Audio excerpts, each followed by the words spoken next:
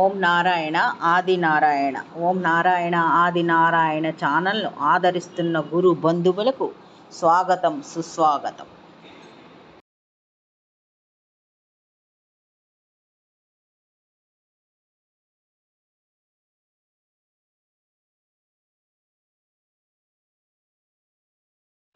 ఓం నారాయణ ఆది నారాయణ. ఓం శ్రీ భగవాన్ వెంకయ్య స్వామి. ఆశ్రిత జనరక్షకుడు, దీనజన బాంధవుడు శ్రీ భగవాన్ వెంకయ్య స్వామి వారి పాద పద్మములకు నా ప్రణామములు. సమస్త సగుణ రూప నిర్గుణ రూప గురుదేవుల పాద పద్మములకు నా నమస్సు మాదిరి. అవధూత శ్రీ భగవాన్ వెంకయ్య స్వామి వారి అనుగ్రహంతో, సమస్త గురుదేవుల ఆశీస్సులతో శ్రీ మొగలచెర్ల దత్తాత్రేయ స్వామి వారి లీలా వైభవం. ఓం శ్రీ గణేశాయ నమః. ఓం శ్రీ సరస్వతి నమః. ఓం శ్రీ గురుభ్యో నమః.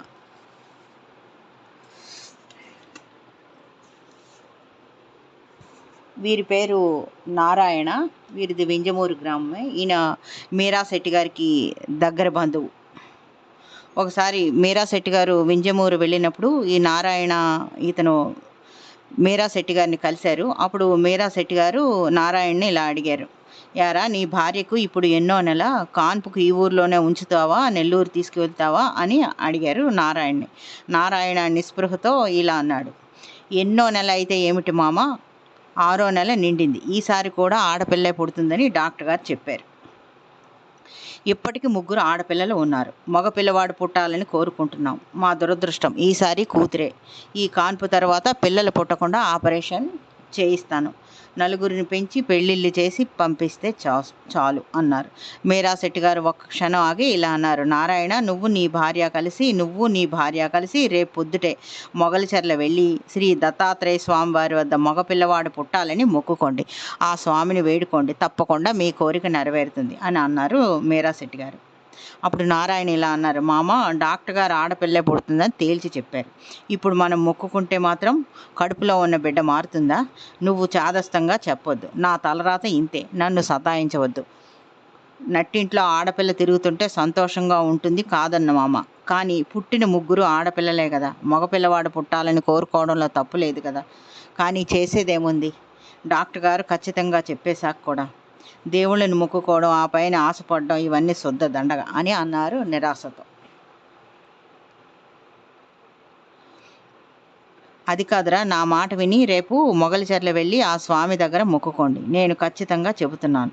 నీకు మగపిల్లవాడు పుడితే మొగలిచెర్లలో దత్తాత్రేయ స్వామి వారి మందిరం వద్ద శని ఆదివారాల్లో అన్నదానం చేయిస్తానని చెప్పు. పెద్దవాడిని చెబుతున్న మాట ఆలకించు అని అన్నారు మీరా శెట్టి గారు. అప్పుడు నారాయణ ఇలా అన్నాడు, మామ నీ మాటే వింటాను, కానీ నేను నా భార్య ఇద్దరం కూడా మా ఇంట్లోనే ఆ దత్తాత్రేయుడి పటం పెట్టుకొని ఇక్కడే మొక్కుకుంటాం. నీ మాట ప్రకారం ఆ స్వామి దయ వల్ల మాకు మగ సంతానం కలిగితే 1 వారం కాదు మామ, 3 వారాలు వరుసగా నేనే అన్నదానం చేయిస్తాను. ఎంతమందికైనా అన్నం పెడతాను, సరేనా అని అన్నాడు నారాయణ. మీరా శెట్టి గారు అలాగే చేయండి అని నారాయణతో చెప్పి శ్రీ స్వామివారి పటం తెప్పించి వాళ్ళ ఇంట్లో పెట్టించారు. నారాయణ దంపతులు శుచిగా స్నానం చేసి ఆ పటాన్ని తమ పూజాపీఠంలో పెట్టుకుని మగ సంతానం కలగాలని మనస్ఫూర్తిగా మొక్కుకున్నారు దత్తాత్రేయ స్వామివారిని. ఆ దంపతులు శ్రీ స్వామివారి పటానికి రోజు భక్తిగా నమస్కారం చేసుకుంటూ ఉన్నారు. మరో 3 నెలలు గడిచాయి. నారాయణ భార్య ప్రసవం జరిగింది. మగ పిల్లవాడు పుట్టాడు. నారాయణ ఆనందానికి అవధులు లేకుండా పోయాయి. ఉన్న పళంగా మీరా శెట్టి గారు ఎక్కడ ఉన్నారో తెలుసుకుని అక్కడికి వెళ్ళిపోయాడు. నేరుగా మీరా శెట్టి గారి కాళ్ళకు నమస్కారం పెట్టి ఇలా అన్నాడు, మామ నువ్వు చెప్పినట్లే మాకు మగపిల్లవాడు పుట్టాడు, అంతా ఆ స్వామి దయ అని అన్నాడు. మీరా శెట్టి గారు నవ్వి, ఆ దత్తాత్రేయ స్వామిని నమ్ముకుంటే న్యాయం చేస్తాడని నేను ముందే చెప్పాను కదరా. నువ్వు స్థిమితం పొంది వీలున్నంత తొందరలో మొగలిచెర్ల వెళ్ళి దత్తాత్రేయ స్వామిని దర్శించుకో, అక్కడ అన్నదానం చేయించు అని మీరా శెట్టి గారు అన్నారు. మరో నెల తర్వాత నారాయణ భార్య సమేతంగా మొగలిచెర్ల వెళ్ళి శ్రీ స్వామివారి సమాధిని దర్శించుకున్నారు. తాను చెప్పిన విధంగానే 3 వారాల పాటు ప్రతి శని ఆదివారాల్లో అన్నదానం చేశాడు. మీరా శెట్టి గారికి శ్రీ స్వామివారి మీద ఉన్న భక్తి విశ్వాసాలు రెట్టింపు అయ్యాయి. ఇంకొక అనుభవం, ఇది మొగలిచెర్ల దత్తాత్రేయ స్వామివారి ఆశ్రమ నిర్మాణకర్త మీరా శెట్టి గారి అనుభవం. ఇది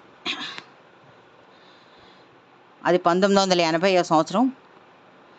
మీరా శెట్టి గారు కందుకూరులో ఒక నూనె మిల్లు స్థాపించి వంట నూనెల వ్యాపారం చేయాలని మీరా శెట్టి గారికి ఆలోచన వచ్చింది. తనకి తోడుగా తన బావమరిది రామయ్య శ్రేష్ఠిని కూడా కలుపుకోవాలని అనుకున్నారు. రామయ్య శ్రేష్ఠి కూడా అందుకు సమ్మతించి కొంత పెట్టుబడి పెట్టారు. ఆ సమయంలో నాగేంద్ర ప్రసాద్ గారు కూడా కందుకూరులో వ్యాపారం చేస్తూ ఉన్నారు. మీరా శెట్టి గారు వీరి దుకాణం నుంచే వ్యాపార కార్యకలాపాలు చూసుకోవాలని నిర్ణయం తీసుకున్నారు.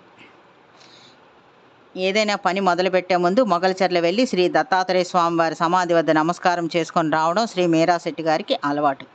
అదే ఆనవాయితీ పాటిస్తూ శ్రీ రామయ్య శ్రేష్ఠితో కలిసి మొగల్చర్లలో శ్రీ స్వామివారి మందిరానికి వచ్చారు. తాము చేయబోయే వ్యాపారానికి శ్రీ స్వామివారి అనుమతి తీసుకోవాలని మీరా శెట్టి గారి అభిప్రాయం. ఉదయాన్నే శ్రీ స్వామివారి సమాధి వద్దకు వెళ్ళి నమస్కారం చేసుకున్నారు. ఉత్సవ విగ్రహం వద్ద అర్చన చేయించుకున్నారు. ఆ సమయంలో మీరా శెట్టి గారి మనసులో ఒక రకమైన వేదన కలిగింది. శ్రీ స్వామివారి నుంచి అనుమతి రాలేదు అనే భావన కలిగింది. అయినా సర్ది చెప్పుకున్నారు. మనం చేసేది మంచి పనే కదా, ఇంకెందుకు ఆలోచించడం అని ఒక భరోసాను తనకి తానే ఇచ్చేసుకున్నారు. కానీ ఆ రోజు రాత్రి మీరా శెట్టి గారికి శ్రీ మొగల్చర్ల దత్తాత్రేయ స్వామివారు స్వప్న దర్శనమిచ్చి ఇలా అన్నారు. అనవసరం ఆర్భాటాలు వద్దు, ఉన్నంతలో జీవితాన్ని గడపమని చెప్పారు. ఉలిక్కిపడి లేచి కూర్చున్నారు. వ్యాపారం కొనసాగించాలా వద్దా అనే మీమాంసే లేదు. శ్రీ స్వామివారు వద్దు అని సంకేతం ఇచ్చారు. ఇక కొనసాగించడం మంచిది కాదు.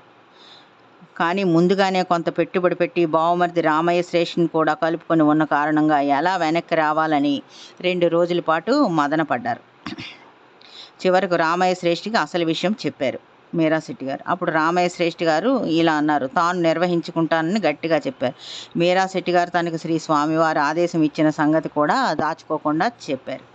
అయినా రామయ్య శ్రేష్ఠి గారు తాను నూనె వ్యాపారం చేస్తానని పట్టుబట్టారు. ఇంకా చేసేదేమీ లేక మీరా శెట్టి గారు ఆ వ్యాపారాన్ని ఆయనకి అప్పచెప్పారు. మరో 4 రోజులకల్లా రామయ్య శ్రేష్ఠి నూనె వ్యాపారాన్ని ప్రారంభించారు. 6-7 నెలలు గడిచాయి. రామయ్య శ్రేష్ఠి గారు అనుకున్నట్టుగా వ్యాపారం జరగలేదు. నష్టం కనబడసాగింది. అప్పుడు శ్రీ స్వామివారు మీరా శెట్టి గారిని హెచ్చరించిన విషయం అతనికి స్ఫురణకు వచ్చింది. ఇక ఆలస్యం చేయకుండా, మరింత నష్టం మూట కట్టుకోకుండా ఆ వ్యాపారాన్ని మూసివేశారు రామయ్య శ్రేష్ఠి గారు. తక్కువ నష్టాలతోనే బయటపడ్డారు. శ్రీ మొగల్చర్ల దత్తాత్రేయ స్వామివారి దయ వలన. శ్రీ స్వామివారి వాత్సల్యంతో సకాలంలో హెచ్చరించి తన నష్టాలు పాలు కాకుండా కాపాడారని మీరా శెట్టి గారు పదే పదే చెప్పుకుంటూ ఉంటారు. మీరా శెట్టి గారు ఎటువంటి ప్రతిఫలం ఆశించకుండా శ్రీ మొగల్చర్ల దత్తాత్రేయ స్వామి వారిని సేవించుకున్న ధన్యజీవి వారు. మీరా శెట్టి గారి అనుభవాలే ఇవన్నీ. ఇప్పుడు మనం చెప్పుకుంటున్నవి మీరా శెట్టి గారి అనుభవాలే. ఓం నారాయణ ఆది నారాయణ.